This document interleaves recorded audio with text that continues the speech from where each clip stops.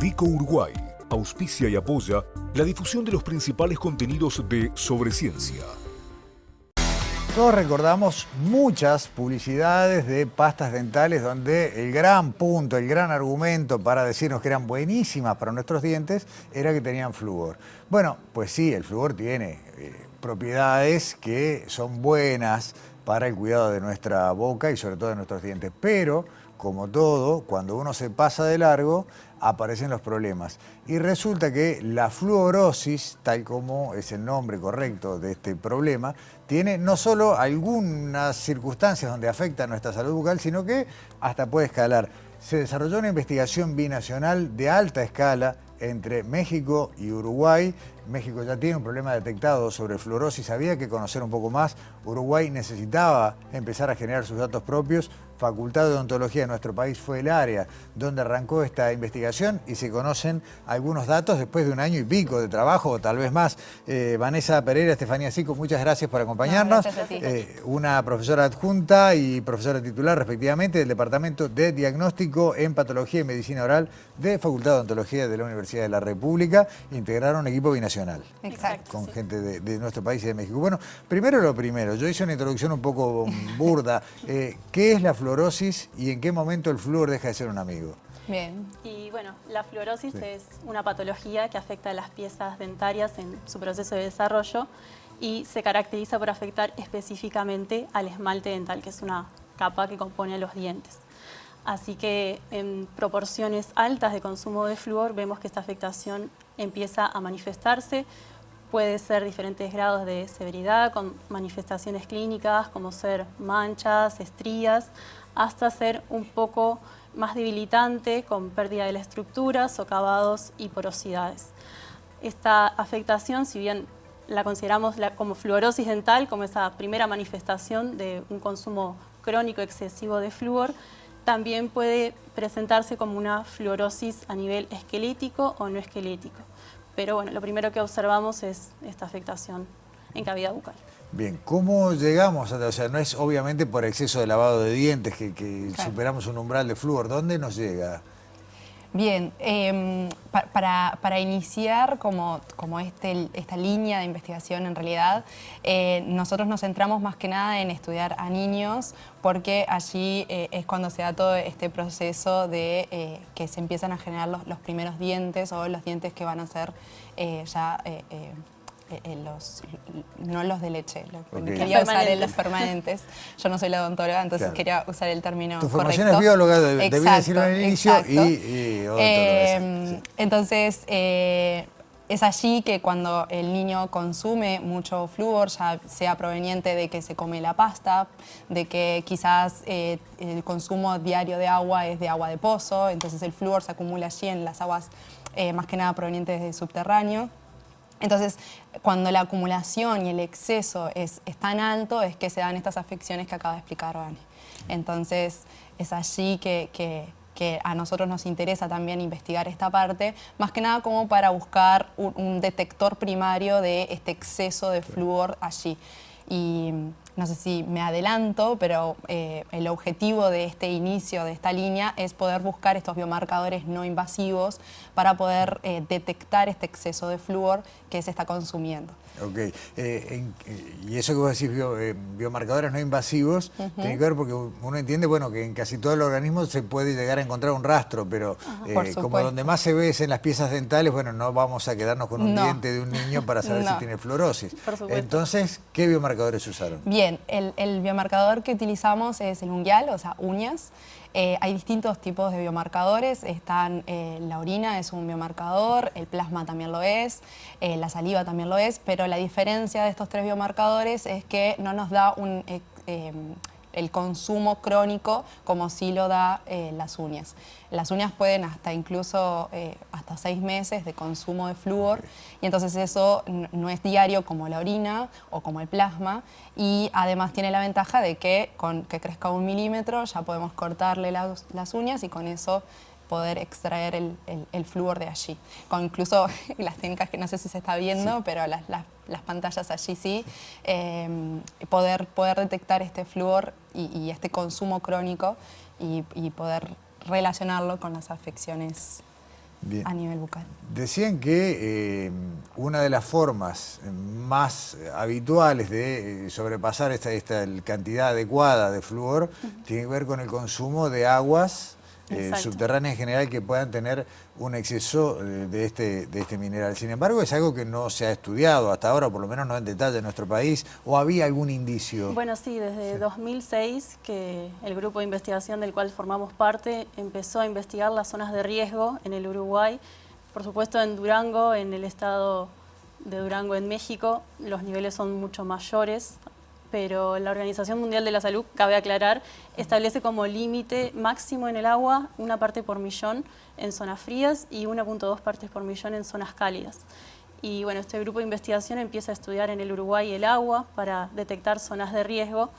Y bueno, no sé si adentramos a lo que vimos en la investigación. Sí, Que nosotros, por eso fue que elegimos diferentes departamentos para ir a las escuelas. Fuimos a Salto, a Soriano, Colonia, Canelones y La Valleja, que bueno, son zonas que estos estudios ya vienen desde hace casi 20 años, indicando que son las zonas de riesgo en el Uruguay. Por eso es que fuimos allí. Sabíamos que teníamos agua con concentraciones de flúor superiores a las que, digamos, señala como límites la Organización Mundial de la Salud. Exacto. Pero no sabíamos, o sí, corríjame, qué pasaba con la población. O sea, Exacto. conocíamos el agua, pero no qué pasaba con la Exacto. gente, con los niños sobre todo. Exacto, y en esta primera aproximación que tuvimos con Uruguay, la idea, pues tenemos que pasar el chivo obviamente, Sí, gracias claro. al Fondo Conjunto de Cooperación que financió este proyecto.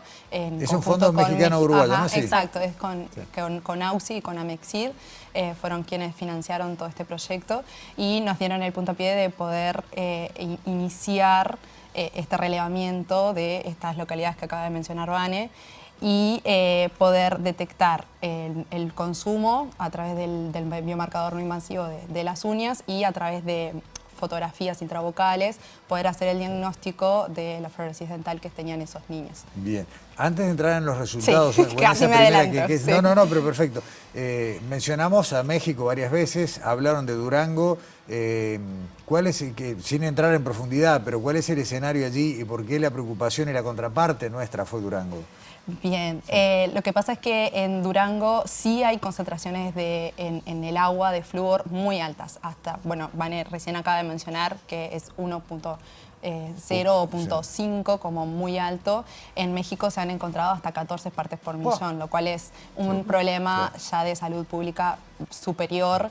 Entonces quisimos como seguir por ese lado, más que nada como para probar si este biomarcador estaría como funcionando. Sería más que nada como nuestro grupo control, por así decirlo. Y también después, ¿por qué no poder empezar a utilizarlo como un referente para poder controlar esas zonas? Y si están consumiendo mucho flúor, pues bueno, evitar las distintas fuentes que el flúor no solo está en las aguas, en la pasta, sino que también en los alimentos. Bien. Entonces, antes de traer los resultados, última pregunta. ¿Hay Sí, manera claro. de procesar el agua? Y esto se lo pregunto a la bióloga, Sí. si es que lo sabe. De procesar el agua, digamos, si un lugar, su única fuente es el agua Sí. subterránea Sí. y tiene esa concentración de flúor, ¿hay algún tratamiento? sí, ¿Se le sí, puede hacer claro, el agua? Sí. con distintos filtros. Bueno, la osmosis reversa es la clásica, pero filtros caseros como con carbono activado, pero con distintos excipientes que puedan filtrar este flúor, podría ser una forma más casera, por así decirlo, y no tan costosa como la osmosis, pero sí. Lo que sí hay que tener cuidado en eso es no solo sacar el flúor, sino que todos los minerales que tiene el agua, Exacto. porque si no la persona después termina sin hidratarse, empieza Claro. a tener más sed, sigue consumiendo ese agua filtrada sin minerales. O sea, es un proceso selectivo, digamos, Sin duda. cuidadoso. Bien. Hablamos entonces de estudios que... ¿Son resultados finales o todavía preliminares? Son preliminares. Son preliminares, está bien. Soriano, La Valleja, Colonia, Canelones y Salto. Sí. Bueno, Exacto. ¿qué encontramos? Bien. Lo que encontramos, primero quiero no asustar a la población. Y segundo, sí se encontraron en ciertas zonas niveles altos, más altos de los establecidos. Es por eso es que nosotros ahora en este momento nos encontramos yendo a las distintas localidades que fuimos, a las distintas escuelas, para poder darle en persona estos informes, principalmente a cada niño, si bien vale aclarar que este fue un ensayo en el cual se hizo de forma anónima a cada individuo, se le asignó Después que habían firmado el consentimiento de los padres, el consentimiento de los niños, se le asignó un número, de ahí en más era un número para todo el experimento. Nosotros podemos ir y saber quién era para poder darle este informe. Entonces, de cada individuo se sacó entonces el flúor de las uñas y tenían hasta 3 partes por millón de consumo de flúor, lo cual es el doble de lo permitido. Y, el doble del máximo. Sí, sí, el doble del máximo. El triple del recomendado. Sí, claro. Y también encontramos niveles de fluorosis dental en las fotografías que, bueno, allí nos encargamos de que fueran siempre tomadas de la misma forma, enfocando, ella me va a decir los dientes. Sí, nos basamos, por supuesto que tanto en Uruguay como en México nos calibramos para tomar las fotografías de igual forma, que los procedimientos fueran los más exactos posibles, siempre enfocando el punto interincisivo, el plano oclusal, y bueno, haciendo una fotografía de frente y de los 2 laterales. Al tomar los laterales enfocábamos el canino. Y allí en los resultados del análisis de estas fotografías vimos que sí, que un 70% de la población estudiada tenía algún grado de fluorosis dental. Nosotros la evaluamos según el índice ETF, que considera 9 rangos diferentes, donde el 0 es ausencia de daño en la estructura del esmalte y el 9 es una severidad del 100%. Y bueno, encontramos términos de severidad baja a media. En la media había aproximadamente un 12% de la población. Exacto. Que bueno, en Y comparación con eso. México no es tan grave ni tan severo, pero igualmente hay niveles de Exacto, afectación. porque justamente en las zonas donde se encontró niveles de 5 fueron las zonas donde había fluorosis, consumo de flúor bastante excesivo. Claro. Entonces la correlación es bastante importante porque si bien no hay o se centran en niveles bajos, hay un 70%. Entonces es como un momento en el que hay que empezar a hacer un relevamiento y poder como ver qué medidas de prevención se pueden realizar. Nos queda un minuto y me quedan 3 preguntas. Sí. Es tremendo esto porque, punto 1, para las personas, y sobre todo los niños, en los cuales se detecta, ¿la sola detención del consumo de flúor ya alcanza para revertir el cuadro o hay cosas que ya quedan? Y en realidad es una afectación irreversible de la estructura del esmalte. Por supuesto que hay medidas para mejorar las características clínicas, el aspecto. Acá en Uruguay no tanto, pero en México lo que más se consulta es por la parte estética, porque los dientes centrales, la sonrisa empieza a mancharse, hay muchas manchas, coloraciones oscuras, entonces es algo más preocupante desde ese punto de la calidad de vida para el paciente en sí.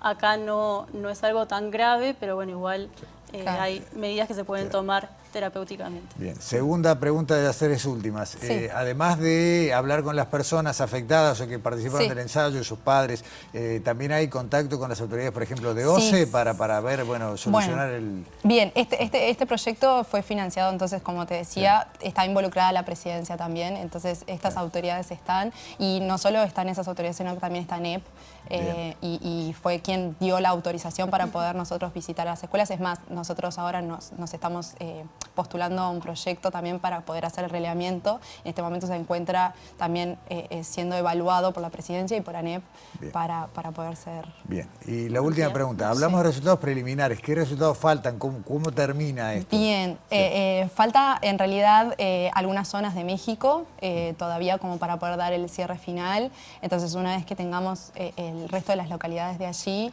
ahora sí vamos a hacer como un cierre global. Estefanía Zico, Vanessa Pereira, el presente de Ística Objetos por acompañarnos muy aquí amable, a Sobre muchas gracias. Ciencia. Felicitaciones, Muy amable, las gracias. esperamos por las 2 cosas, con los resultados finales y ojalá con los nuevos proyectos, pues un tema que Gracias, muy claramente amable. tiene que ser abordado. Así que gracias Muchas por gracias. ahora. Muchas gracias. Que pase. Cerramos nuestro programa de hoy y nos vemos para el último programa del 2024 de Sobre Ciencia aquí en TV Ciudad la semana que viene.